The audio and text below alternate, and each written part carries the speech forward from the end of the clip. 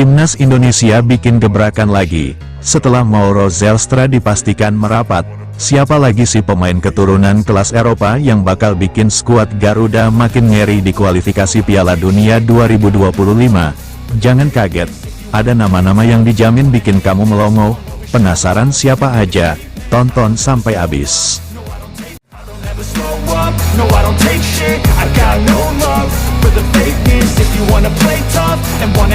Pemain keturunan yang berpotensi bela Timnas Indonesia di ronde 4 kualifikasi Piala Dunia 2025. Bukan hanya Mauro Zelstra, upaya PSSI memperkuat skuad Timnas Indonesia terus bergulir seiring target tinggi di agenda internasional 2025. Setelah memastikan proses naturalisasi striker muda Mauro Zelstra dari FC Volendam, ada sejumlah pemain keturunan lain yang berpotensi menyusul memperkuat skuad Garuda. Proses ini menjadi langkah strategis demi menambah kedalaman tim racikan Patrick Kluivert yang akan berlaga pada September tahun 2025 mendatang. Mauro Zelstra, yang kini berusia 20 tahun, akan menambah daya dobrak lini serang bersama Ole Romeni. Kehadiran pemain berdarah Indonesia-Belanda ini membuka jalan bagi pemain keturunan lainnya untuk memperkuat skuad nasional. Berikut 5 nama pemain keturunan yang berpeluang besar menyusul Zelstra memperkuat Timnas Indonesia.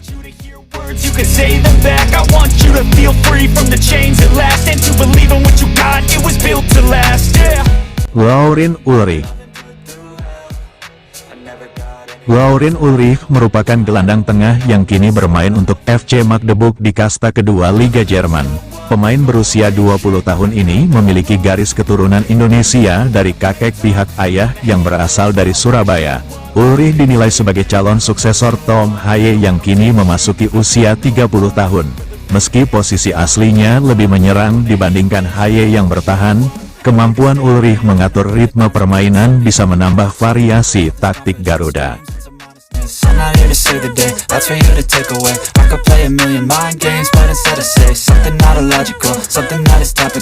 Emiliano Jonathans. Masalah utama Timnas Indonesia selama ini adalah ketajaman lini serang. Meski kehadiran Ole Romeni mampu memperbaiki produktivitas gol, Kluivert dinilai masih mencari sosok winger eksplosif.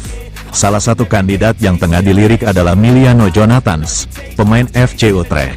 Ia memiliki darah Indonesia dari nenek pihak ayah yang berasal dari Depok. Emiliano dikenal memiliki kecepatan dan kelincahan, dua atribut yang sangat dibutuhkan Indonesia untuk menembus pertahanan lawan.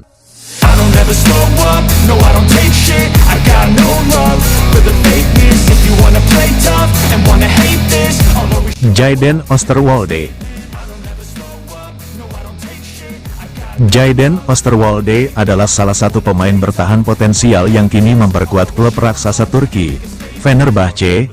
Pada Februari tahun 2025, tim pelatih Indonesia bahkan dikabarkan telah mendekatinya secara langsung di Istanbul.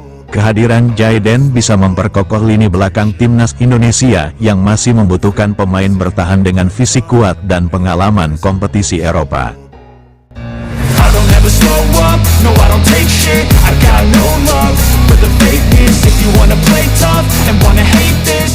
Pascal Struijk. Pascal Struijk, bek tangguh yang saat ini memperkuat Leeds United, disebut-sebut berpotensi membela skuad merah putih.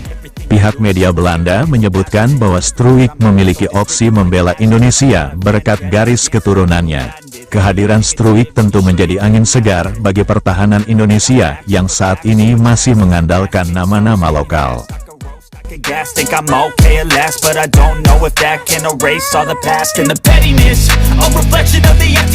Tristan Goijer. Nama terakhir adalah Tristan Goijer, bek muda hasil binaan Akademi Ajax Amsterdam. Ia pernah dilatih langsung oleh Simon Tahamata, kepala pemandu bakat Timnas Indonesia, selama periode 2020 hingga 2024. Pemain Ajax U21 ini memiliki darah Indonesia dari nenek pihak ibunya yang berasal dari Maluku. Dengan usianya yang masih 20 tahun, Gooijer berpotensi besar menjadi investasi jangka panjang timnas Indonesia di lini belakang.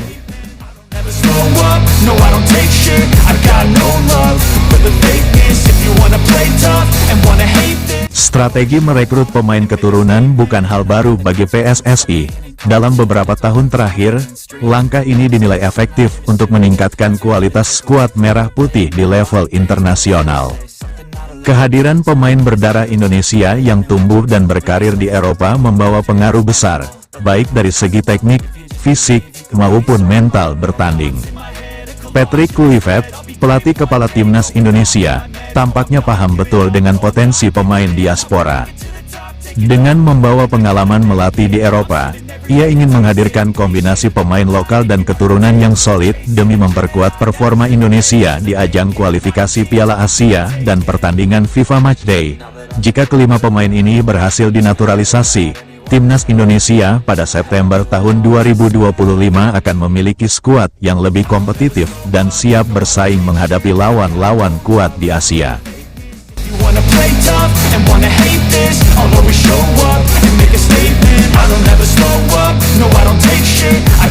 Baiklah, teman-teman pecinta timnas, tadi kita sudah sama-sama mengupas tuntas potensi para bintang keturunan yang digadang-gadang bisa memperkuat skuad Garuda. Dari gelandang elegan seperti Lauren Ulrich, winger lincah Miliano Jonathans, bek tangguh macam Jayden Osterwolde dan Pascal Struijk, sampai talenta muda Tristan Gooijer. Nama-nama ini bukan sekadar daftar, tapi representasi dari sebuah harapan besar kita semua. Kita tahu, PSSI sudah berupaya keras, salah satunya dengan merekrut Mauro Zelstra. Langkah itu patut kita acungi jempol. Namun, kita juga harus realistis dan melihat tantangan di depan. Kualifikasi Piala Dunia 2026 Ronde 4 bukanlah panggung sembarangan.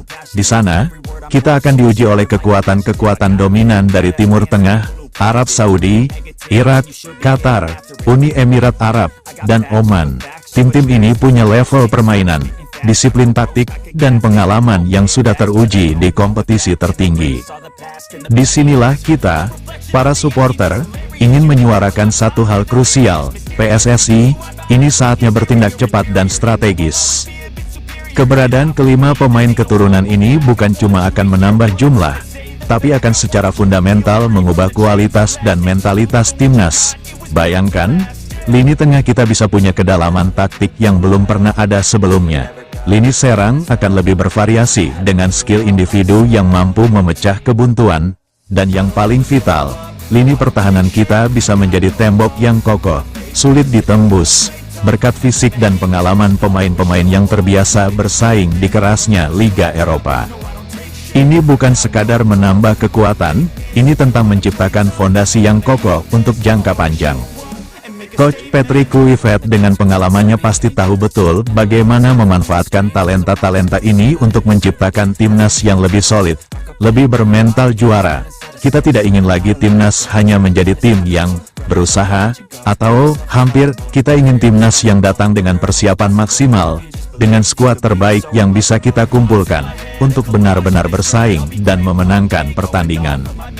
Maka dari itu, pesan utama kita kepada PSSI adalah, jangan biarkan nama-nama potensial ini hanya menjadi cerita di atas kertas. Proses naturalisasi mereka harus menjadi prioritas utama dan tuntas sebelum kualifikasi ronde 4 ini bergulir. Waktu terus berjalan, dan kita tidak ingin kesempatan emas ini terbuang sia-sia. Kita ingin melihat timnas Indonesia tidak hanya lolos ke putaran final Piala Dunia, tapi juga mampu memberikan perlawanan sengit dan membuktikan bahwa sepak bola Indonesia patut diperhitungkan di kancah global. Mari bersama-sama kita kawal dan dukung langkah ini, demi terwujudnya mimpi besar Garuda mendunia. Setuju?